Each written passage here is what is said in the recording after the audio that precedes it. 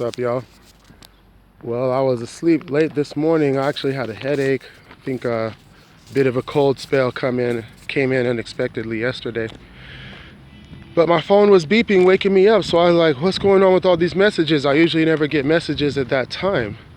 And it was my family WhatsApp group, just reflecting on the news that Kobe Bryant and several other people, including I think his daughter, had been killed in a helicopter crash. First of all, inna lillahi wa inna ilayhi raji'un. That's something that Muslims say, which means verily we belong to Allah or God, and verily to him do we return. Our lives are his and our return is to him.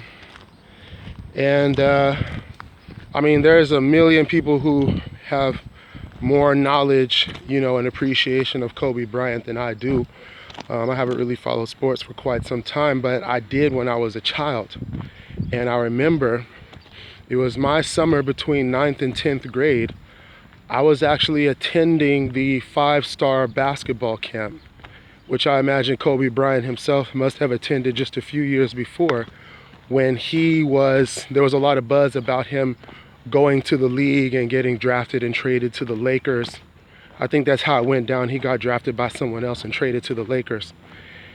And it was like, that was kind of he was the first, as far as I know, of people to start going pro straight from high school.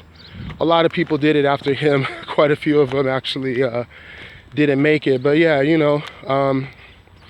he's just a talented young man, amazing on the basketball court, amazing effort as far as his work ethic and everything he did to get and maintain the competitive edge.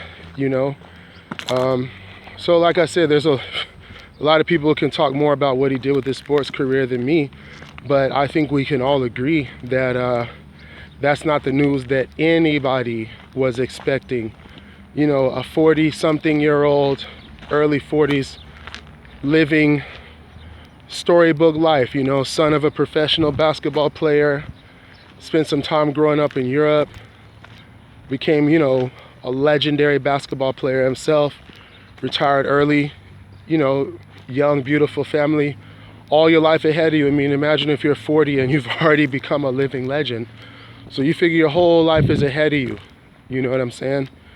And we don't actually know when we're gonna go. So it just always, anytime I hear a story like this, I always think, man, I gotta get my spiritual affairs in order first and foremost. I